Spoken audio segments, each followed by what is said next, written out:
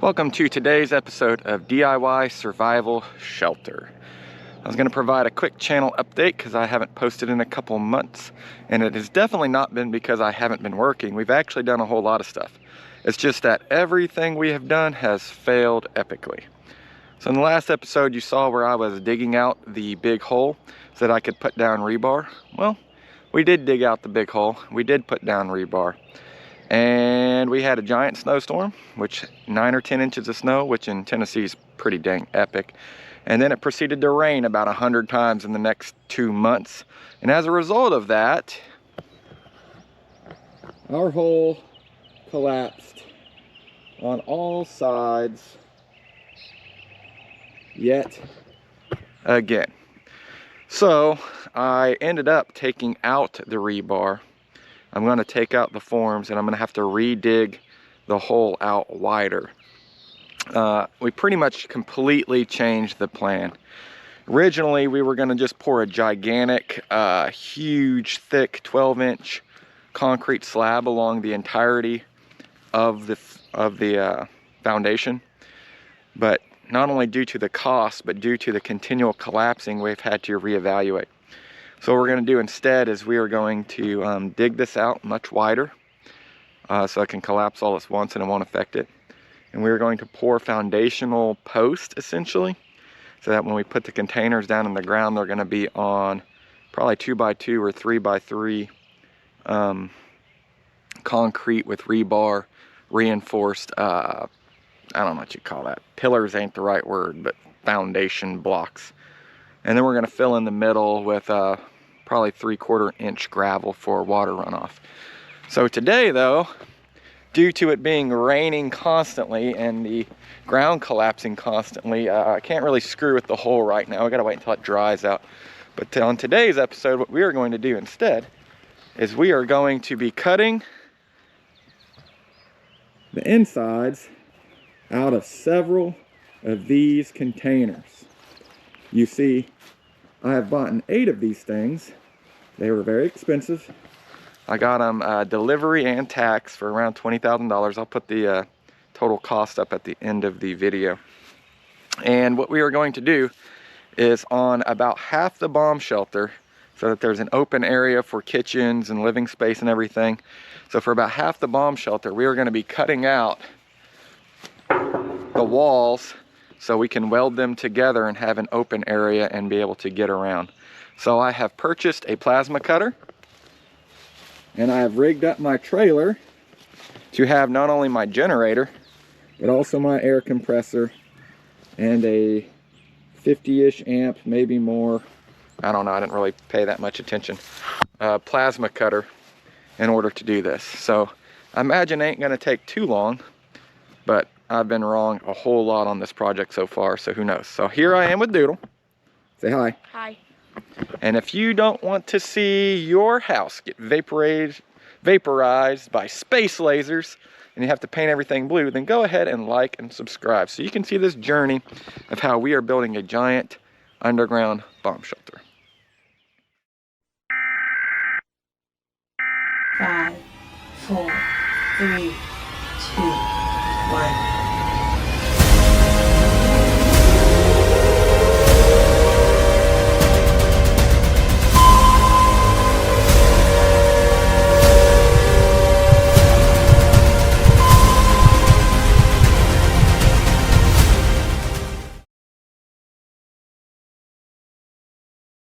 All right, so we put together the plasma cutter yesterday and made sure it worked. And you know what? It was actually surprisingly difficult to put together.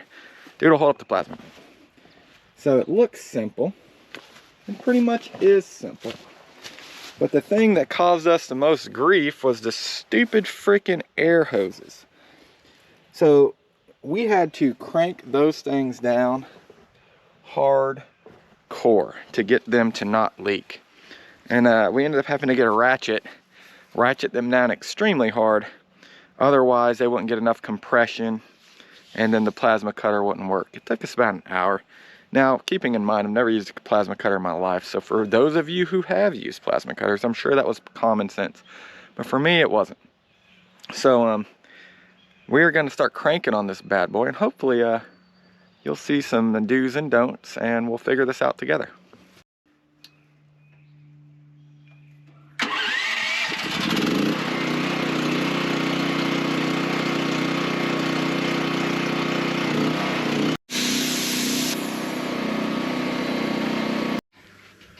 Very, very quick lesson learned.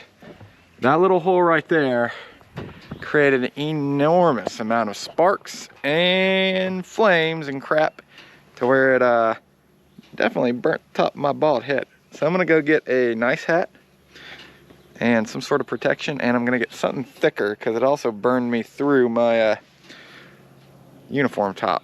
So yeah, here we go.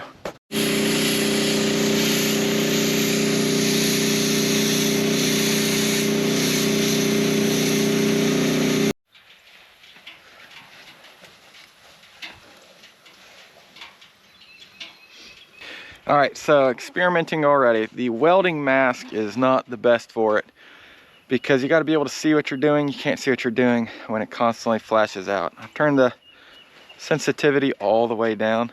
I know I shouldn't be looking at it with my naked eye, so I'm not going to look at it with my naked eye, but what I am going to do is I'm going to go to Tractor Supply and I'm going to get a big face shield and a helmet because I keep getting sparks on my head even though I'm wearing a hat.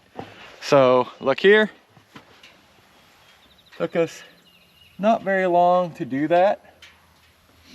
We got about half of one wall cut out.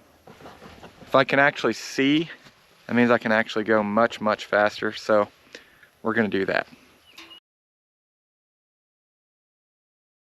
All right, so we're day 2 into cutting out the insides of our container.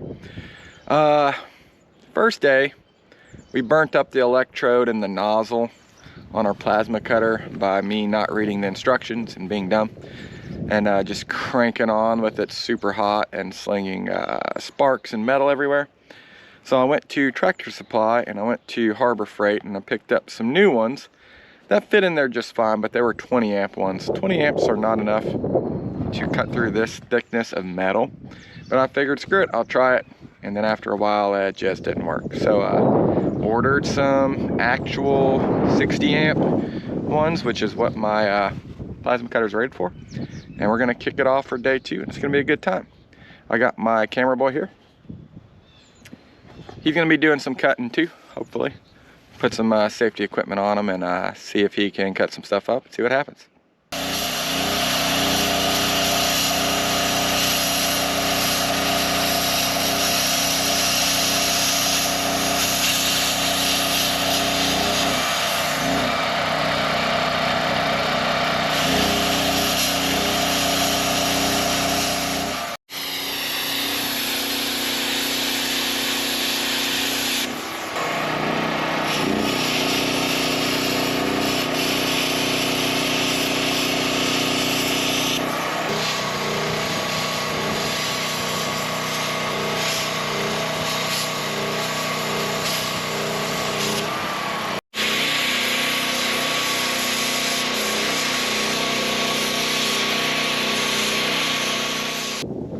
I'm freaking dumb. We cut out the inside of the first container and we missed it falling on the ground because I was busy shooting a YouTube short, so my bad. We'll catch the fall of the next one. Doodle, say hi.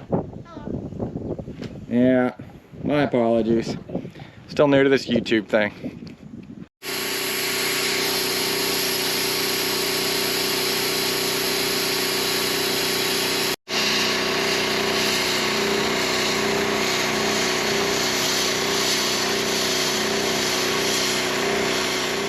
All right, so we finished cutting the second container wall out. You can see it right there.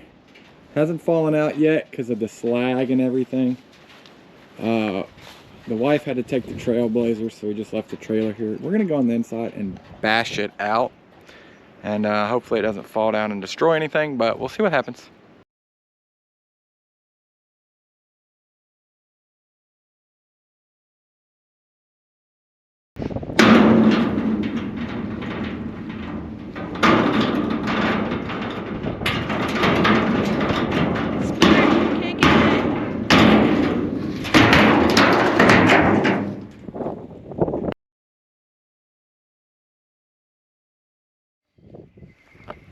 Here we are on Easter Sunday. Went to church. He is risen, praise the Lord. And now we are going to do some cutting on the container some more. We already cut out 2 out of the 6 sides we're going to have to cut out. So me and old Doodle Pie about to start working on it. And hopefully we'll get this knocked out today so we can start working on getting the foundation done.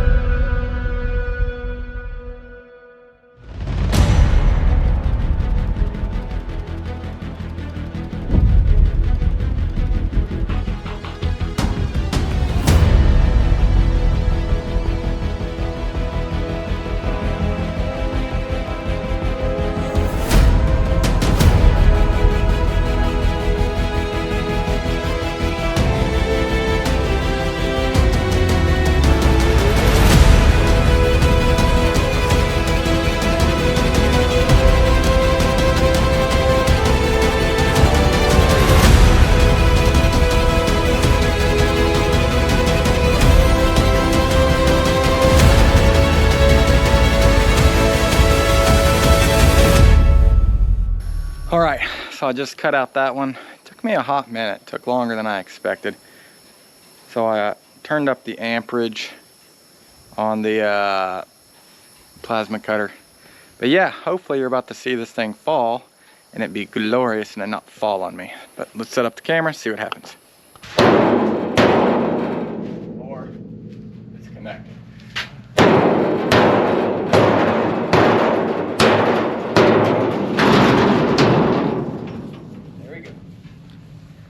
What we're gonna do now is we're gonna hook it up to my tractor and this little notch I cut right here. And we're gonna haul it out of here so I got room to work on the next one. Eventually, cutting those bad boys off of probably all of them. But I might do that last when I finally decide upon a final plan.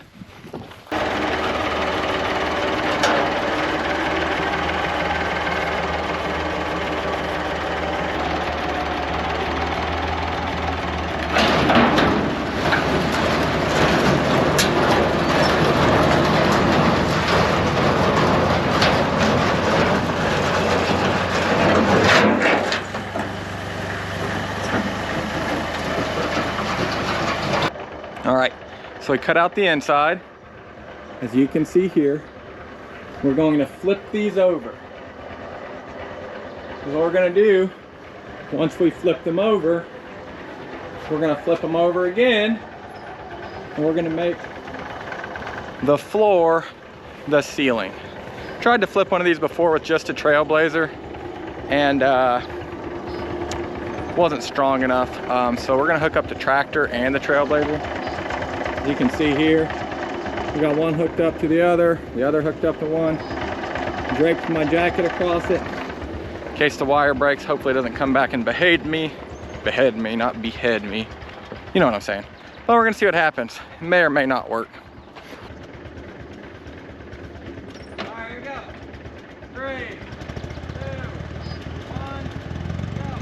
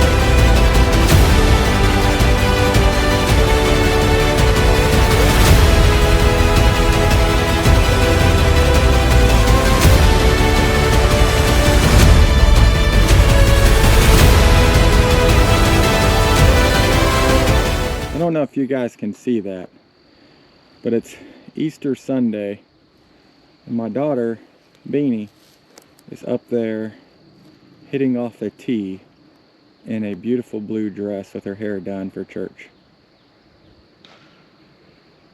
If you can't see it, I wish you could, because it's really quite funny.